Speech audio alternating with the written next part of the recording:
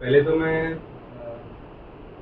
जो आपका ग्रुप है उसको थैंक यू बोलना चाहूँगा कि उसने एक अपॉर्चुनिटी दी मुझे मेरे पुराने टाइम में जाने के। It was very nostalgic for me कि कैसे हम लोगों ने उस टाइम प्रिपेयर किया था। It is like I think 10-11 years back when I was in your shoes.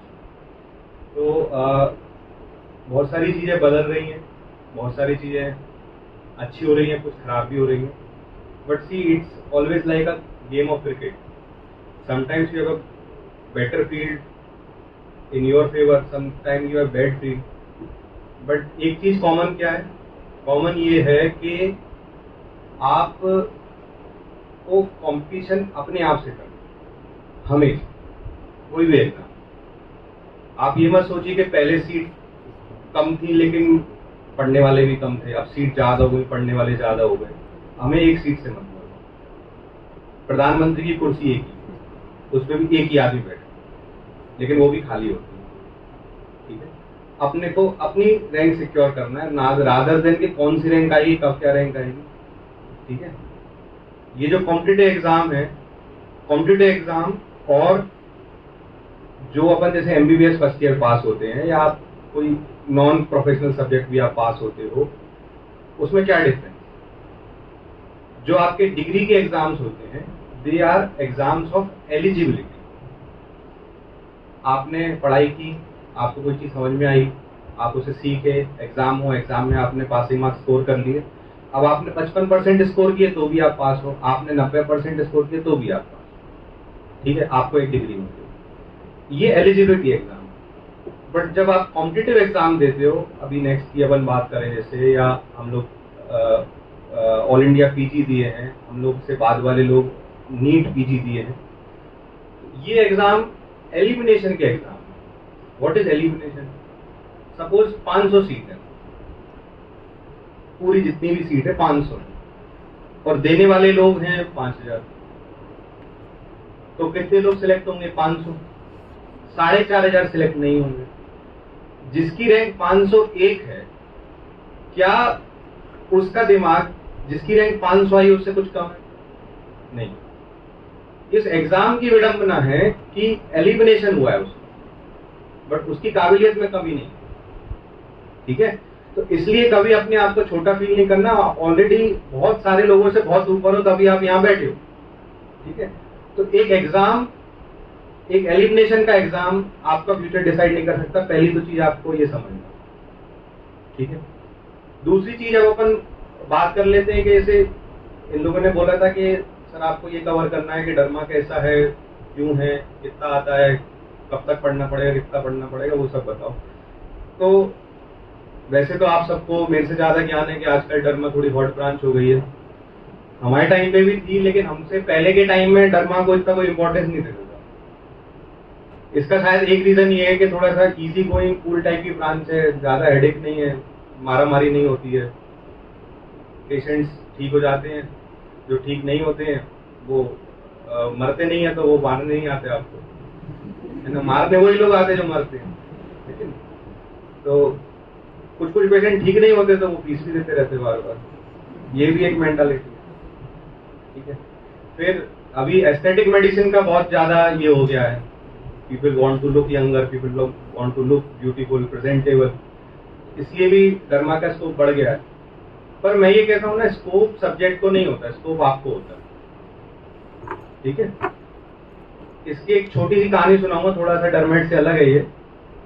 मैंने ये कहानी तब सुनी थी जब मुझे डाउट था कि मुझे मैथ लेना है या बायो लेना।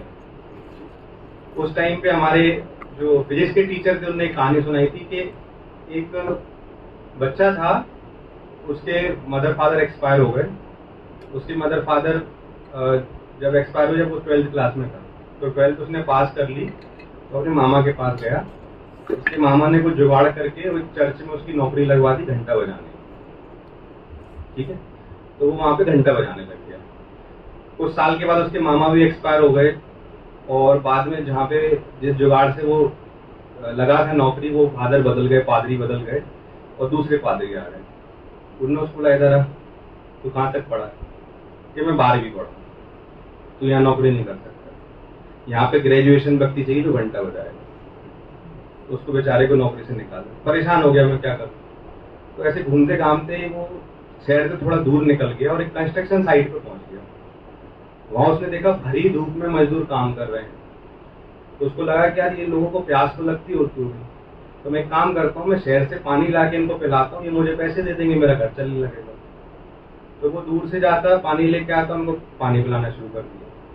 कुछ दिनों के बाद वो मजदूरों ने बोला कि तू इतनी दूर से आता है, पानी लाता है, कुछ खाने के लिए भी ले आऊँ, उसके भी पैसे दे देंगे। तो धीरे धीरे धीरे करके उसने एक अपना वहाँ पे गुमटी बना ली। अब जैसे जैसे कंस्ट्रक्शन, वहाँ पूरा प्रोजेक्ट चल रहा था, जैसे जैसे कंस्ट्रक्शन बढ़ा, वहाँ पे एक पूरा एरिया ऐसा बन गया, तो वैसे वैसे उसने वहाँ पे उतना एरिया में जमीन खरीद ली, कब्जा ले लिया। वहाँ पे एक छोटी सी गुमटी से एक थोड़ी दुकान डाल दी, एक रेस्टोरेंट जैसा बना लिया। कुछ दिन के बाद उसे लगा कि रेस्टोरेंट में मैं अकेला कुछ नहीं कर सकता, 4-5 एम्प्लॉय चाहिए, तो उसने वैसे एम्प्लॉय रख लिए। अब उसको लगा कि मुझे और एक्सपेंड करना है, उसने एक होटल जैसा बना लिया। अब उसको लगा कि मैं होटल अकेले से मैनेज नहीं कर पाऊंगा, तो उसके किसी दोस्त यार मित्रों ने बताया कि आपको इसके लिए MBA लगे, जो मैनेजमेंट जानता है। तो उसने इश्तिहार निकाला न्यूज़पेपर में कि मुझे MBA चाहिए, MBA के लिए लोग आए इंटरव्यू देने। तो वो सब अपनी अपनी फाइलें दे रहे उसे, क्योंकि ये फाइलों में मुझे कुछ समझ में नहीं आता। तो एक उसमें से आदमी खड़ा हो गया और बोला कि सर आपको MBA और MBA की फाइलें समझ में नहीं आती, ये तो कोई ग्रेजुएट भी समझ सकता है। तो उसका जवाब क्या था? उसका जवाब ये था कि यदि मैंने ग्रेजुएशन की होती तो आज मैं चर्च में घंटा बजा रहा होता। So necessity is mother of invention. I just want to convey, मैंने ऐसे कई सारे क्लिनिशियन देखे हैं जिनके पास से डिग्री है बट एक्यूमेन नहीं है, और yet you can see there are certain nurses, there are certain paramedics, there are certain plain MBBS who have a very good clinical acumen. ठीक है, ये जो पैटर्न चेंज हुआ है ये क्यों हुआ है? सन 2012 से लेकर अभी तक, 2012 नहीं, 2004-5 से लेके 2016 तक एक पूरी कमेटी बनी है, जिस कमेटी ने बैठ के पूरा करिकुलम को उलटफेर कर दिया है और इस तरह का सिस्टम लेके आए हैं ताकि जो एक क्लिनिकल डाउनफॉल हो रहा है हमारी फील्ड, उसको ऊपर उठाया जा सके, है कि नहीं? तो इसलिए आपको बोला जा रहा है कि आपको फाइनल ईयर का एग्जाम पहले देना है, नेक्स्ट एग्जाम देना है, बाद में इंटर्नशिप करना, ताकि आप इंटर्नशिप फ्री होकर कर सकें। नहीं तो क्या हो रहा है, हम लोगों के टाइम पे इंटर्नशिप में लोगों ने पढ़ाई चालू कर दी थी पीजी की। अब मैं देख रहा हूँ बच्चे फर्स्ट ईयर आता है, एग्जाम हम बाद में देंगे, हम क्लास बाद में अटेंड करेंगे, पहले हमें MCQ आने चाहिए। कौन सा अप्रोच में चल रहा है आप लोग? कहाँ जाएंगे ये अप्रोच? ये अप्रोच मेरे हिसाब से तो सही नहीं है। डिमांड है, मतलब इतना कंपटीशन हो गया है, Unacademy, prep ladder, marrow, speed, पता नहीं कितनी सारी चीज चल रही है। डॉक्टर चंद्रकांत और डॉक्टर नरेश समझ सकते हैं बात को कि हम लोग के टाइम पे मैं कह रहा हूं कि 50% से ज्यादा बच्चे कोचिंग नहीं जाते थे। 50% ही बच्चे ऐसे होते थे जो कोचिंग करते थे, बाकी सारे लोग इंटर्नशिप में टाइम निकाल के इंटर्नशिप के बाद ड्रॉप लेके पढ़ाई करते थे, सेल्फ स्टडी, प्रीवियस ईयर के क्वेश्चन और इन सब से पढ़ाई करके निकालते थे। आजकल फर्स्ट ईयर शुरू हो जाते हैं, अरे तुम क्लास में तो अनअकैडमी पढ़ रहे हो, लेकिन तुम्हें अनअकैडमी पे जाके लॉग इन करके पढ़ाई करनी। I don't think this is the right approach. You should pay attention to the academics in your college. ठीक है? और teaching is a two way process. आप अपने टीचर्स के पास जाके अच्छे क्वेश्चन पूछोगे तब उसको इंटरेस्ट आएगा आपको पढ़ाने, नहीं तो उसके पास बतेर काम है। डीन साहब ने पहले ही उसके ऊपर 4-5 रिस्पॉन्सिबिलिटी एक्स्ट्रा दे रखी है पढ़ाई के अलावा। ठीक है, कोई भी टीचर हो, है ना? तो इस तरह की जो कॉलेज है जिसमें अभी अपन फाउंडेशन स्टोन पुट कर रहे हैं, उसमें आपको अपने आप से एफर्ट डालने पड़ेंगे बहुत सारे। ठीक है, तो मैं ये आपको ये नहीं कहूंगा कि आप कोचिंग ज्वाइन मत करो या ये मत करो, लेकिन ये चीजें should be supplementary to what academics you should learn from your college.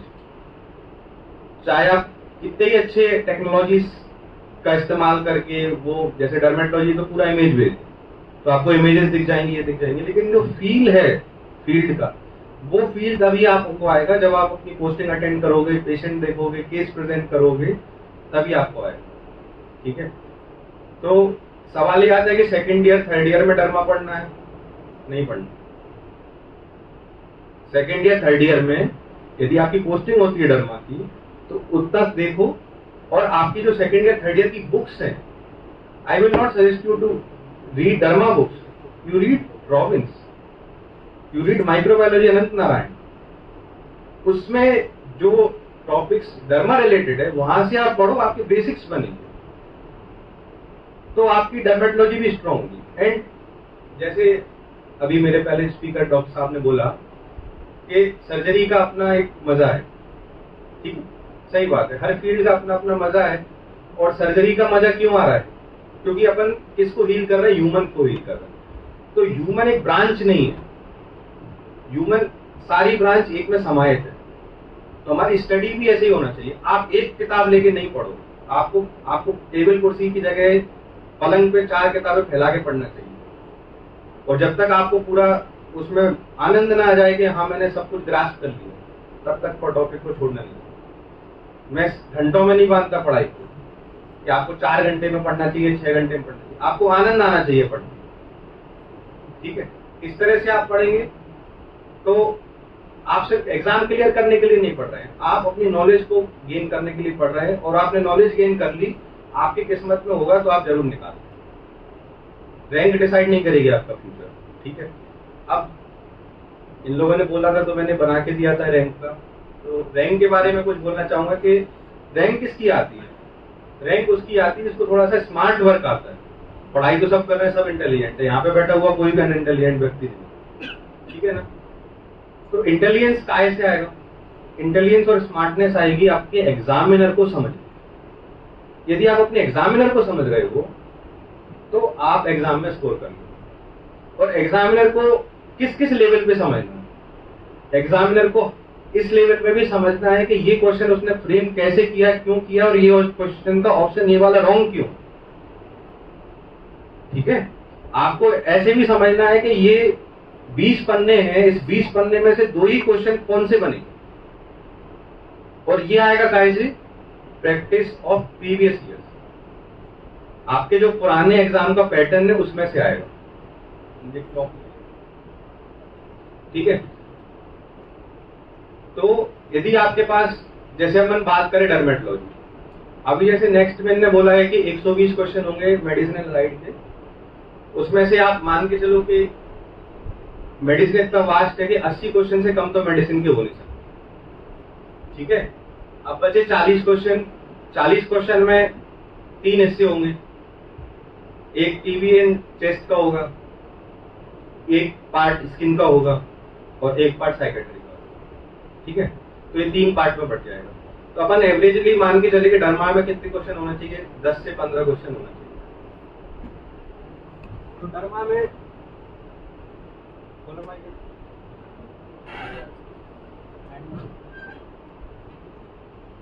15 question पकड़ लो, 15 क्वेश्चन पकड़ लेते हैं। तो 15 डर्मेट क्वेश्चन में अपने 3 पार्ट है, DBM, डर्मेटोलॉजी, बेंगोलॉजी, लेप्रोसी। डर्मा में से 10 क्वेश्चन होंगे, इसमें से 5 क्वेश्चन। आवाज आ रही? ठीक है? थोड़ा बहुत ऊपर नीचे हो सकता है, लेकिन मान के चलो इन लोगों ने सिर्फ 5 क्वेश्चन दिए, हो सकता है पूरा मेडिसिन भर दें, हो सकता है पूरा साइकेट्री भर दें। 5 क्वेश्चन देते हैं, उसमें से ये कोशिश तो करेंगे कि वेनोलॉजी और लेप्रोसी को निगलेक्ट ना करें। तो 2 क्वेश्चन तो उसमें से देंगे, बाकी 3 उसमें से देंगे। कई बार बिना लेप्रोसी के भी पेपर आ जाता है, कोई बड़ी बात नहीं है।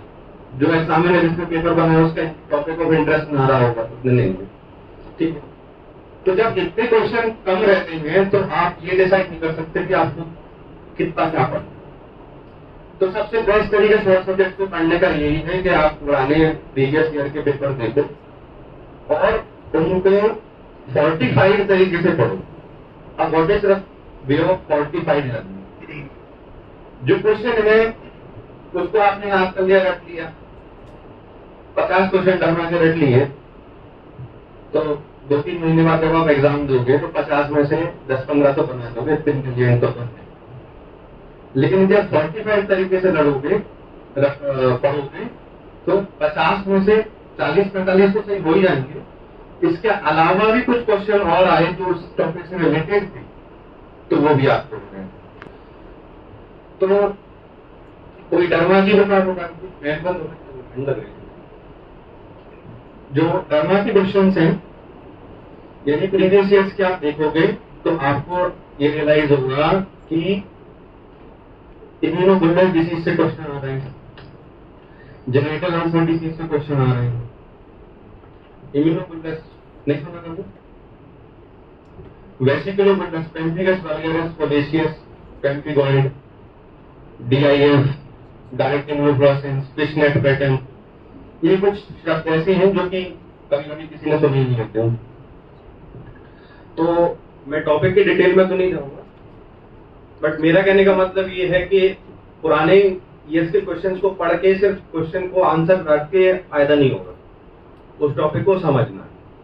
और जैसे आप लोग का सवाल ये रहता है कोचिंग ज्वाइन करें कि नहीं करें, मुझे लगता है कोचिंग का सबसे बड़ा एडवांटेज शॉर्ट सब्जेक्ट में होता है। क्योंकि क्या होता है ना, जब आप MBBS की पढ़ाई कर रहे होते हो तो आपको लॉन्ग सब्जेक्ट्स तो कॉलेज वाले भी पढ़ाते हैं, शॉर्ट सब्जेक्ट का यूनिवर्सिटी एग्जाम में वेटेज नहीं होता। Short subject by default teachers भी बड़े कूल टाइप के होते हैं, वो आपके अटेंडेंस के लिए आपके मार्क्स नहीं काटते हैं, आपके पीछे पढ़ते नहीं है, आप बंक भी मार लेते हो पोस्टिंग से, कभी आप देखते भी नहीं हो, तो आपको सब्जेक्ट का ओरिएंटेशन ही नहीं होता। तो कोचिंग वाले क्या करते हैं, वो आपको ओरिएंटेशन दे देते हैं कि आपको पढ़ना कैसे, ठीक है। बट अब उसमें भी पता क्या है कि कौन सा टीचर अच्छा पढ़ा रहा है, ये भी आपको उसके डेमो सेशंस लेके देखना चाहिए। कोई ऐसे टीचर है जिसका काम ये है कि भैया ये क्वेश्चन पिछले 10 साल में ये 1000 क्वेश्चन है मेरे पास, ये मैं पढ़ा दूं बस। ऐसे टीचर्स भी हैं, उनको 10 घंटे पढ़ाने का पैसा मिला है, वो आपको 10 घंटे पढ़ा के पूरे के पूरे 1000 क्वेश्चन, मैं पूरे 1000 क्वेश्चन कवर कर दिया, मुझे कोई मतलब नहीं है। वो 1000 क्वेश्चन में कम से कम 20% 30% क्वेश्चन ऐसे हैं जो हर साल ही आ ही रहे, उसके आपने आंसर रट दिए, लेकिन उससे आपकी कंसेप्ट बिल्डिंग हुई क्या? आंसर रटने से नहीं। यदि एक टीचर 10 घंटे में आपको 100 क्वेश्चन की तैयारी कराता है, लेकिन वो कंसेप्ट से कराता है, आपको सिखाता है कि ऐसा क्यों हो रहा है, क्यों दिख रहा है, ऐसा प्रेजेंटेशन क्यों है, ऐसी इमेज में ऐसा क्यों दिख रहा है, वो आपके लिए ज्यादा फ्रूटफुल है, not only for the competitive exam, also in seeing patients, ठीक है। तो your teacher selection should be on based on that, not on a fast forward teacher जो पूरा सिलेबस खत्म कर रहा है, ठीक है। फिर टॉपिक्स आप, जैसे मैंने बता दिया, पुराने ईयर्स के पेपर देखो, उसमें डिलिनिएट करेंगे अपन जैसे। तो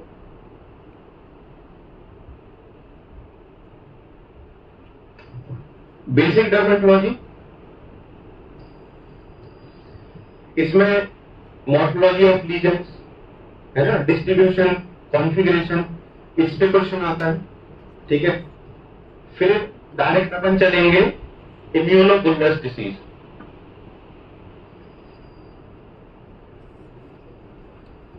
ठीक है।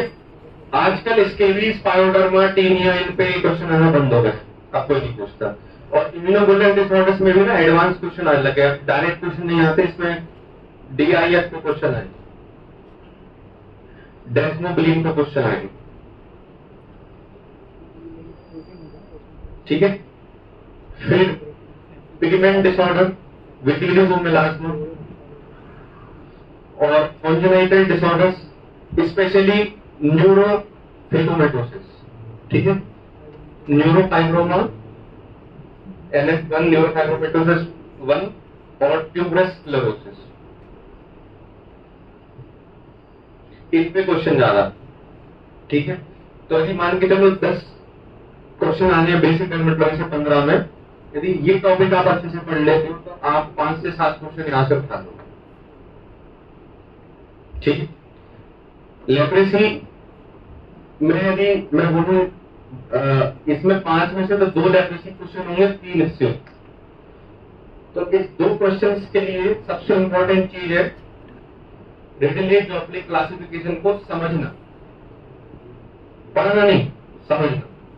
क्योंकि पढ़ के आप दूसरे दिन भूल जाओ, कुछ समझ में नहीं आया, लेकिन आपने उसको समझ लिया तो वो 2 क्वेश्चन तो सही होंगे, यदि इधर उधर कहीं और क्वेश्चन आ गया तो वो भी सही हो जाएगा। ठीक है। और ये जो है वेनोलॉजी, इसमें ज्यादा समझने का नहीं है, इसमें रटने का ज्यादा है। इसमें किट्स हैं, किट्स के कलर हैं, प्रोग्राम के टाइप है, समझ उसे भी सकते हैं, लेकिन मैं नहीं समझता कि उसको इतना समझ के लिए इतना टाइम देना जरूरी, उससे ज्यादा अच्छा अपन मेडिसिन वगैरह में टाइम देंगे। तो इसमें तो नेको का जो प्रोग्राम है उसको समझो, और सिंड्रोम, जिसमें सबसे ज्यादा क्वेश्चन अभी के ट्रेंड में हो रहे हैं जेनेटल अल्सर डिसीज पे, इसको आप समझ लोगे तो आपका ये निकल जाएगा। ठीक, तो ये हो गया स्मार्ट लर्निंग। आपको आपके टाइम शेड्यूल को ऐसे डिवाइड करना है कि हमें कितना टाइम किस सब्जेक्ट को देना है ना, और it should be according to the number of questions it is coming in your exam. अब आप डर्मेटोलॉजी में आनंद आ रहा है इसका मतलब ये नहीं तो उसको पूरा 4-6 हफ्ते दे दिए, 1 हफ्ते में डर्मेट खत्म होगा, है कि नहीं? ऐसे ही आपको पूरा, मतलब एक एग्जाम्पल के लिए बोल रहा हूँ, क्योंकि जो टीचर पढ़ा रहा है क्लास में भी और कोचिंग में भी, उसको ये लगता है कि मुझे मेरा सब्जेक्ट पूरा पढ़ाना है, बच्चे को कहीं से भी कोई प्रॉब्लम नहीं होना चाहिए, लेकिन बच्चे को 23 सब्जेक्ट पढ़ना है कि नहीं? तो उस हिसाब से आपको ये अपना फोकस डिसाइड करना है कि हमें कितना टाइम उसको डेडिकेट करना है। इसलिए मैं बोल रहा हूँ कि intelligent smart learning short subject के लिए बहुत जरूरी है। ठीक है। अब नेक्स्ट का अपन देखें तो जब से टेक्नोलॉजी एडवांस हुई है, डर्मा स्पेशली एक ऐसा सब्जेक्ट है जो मोर ऑफ क्लिनिकल हो गया, क्योंकि डर्मा में चीजें दिखाई देती हैं सामने, तो image based question more than 50% होगा। थ्योरेटिकल क्वेश्चन हम बहुत रेयरली आते हैं। अब इमेज के साथ प्रॉब्लम ये है कि जो क्वेश्चन सेट कर रहा है वो किसी बुक से नहीं उठाता इमेज, वो अपने कलेक्शन में से इमेज उठाता है। तो you may not see a classical photo, अरे ये तो हमारी नीना खन्ना में दिया हुआ था, ये फोटो नहीं मिलेगा। और अपने पास इतना टाइम तो है नहीं है कि आर्टिकल्स पढ़े जाके, कहाँ इतना टाइम है अपने पास। तो इसलिए बेसिक डर्मेटोलॉजी आपको जरूर पढ़ना चाहिए, ताकि आपको लीजन समझ में तो आए कि ये वेसिकल है या बुल्ला है या प्लाक है या पेप्यूल है, क्या है, ये समझ में तो आए। ठीक है। तो कुछ भी ना पढ़ पाओ डर्मा में तो बेसिक डर्मेटोलॉजी जरूर पढ़ लेना। ठीक है, तो हो जाएगा। और क्या बताना?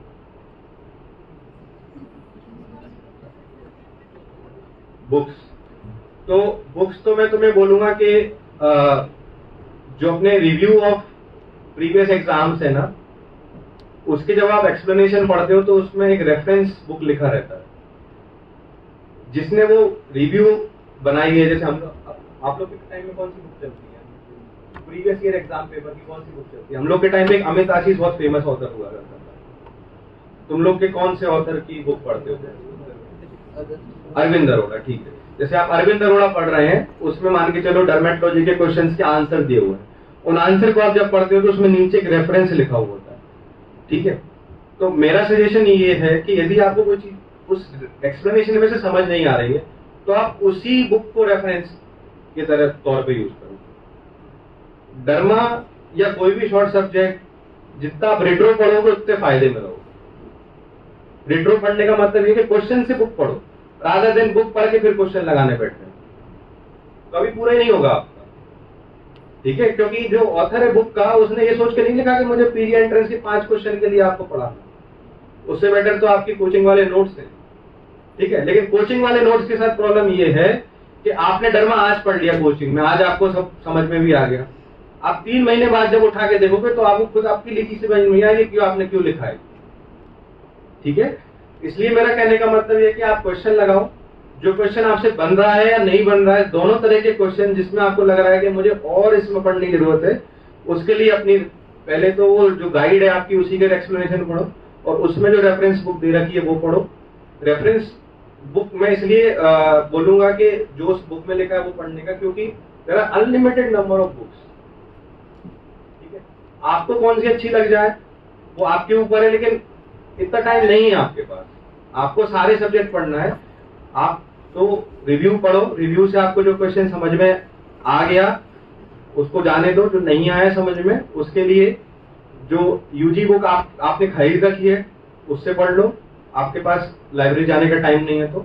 और नहीं खरीद रखी है तो सब बुक एक सी है, मत टेंशन, है ना, इतना फर्क नहीं पड़ता है। ठीक है, और बहुत सारी चीजें आजकल ऑनलाइन अवेलेबल है तो आप उस पर भी देख सकते हो। ठीक है, और ठीक है, any questions you want to ask?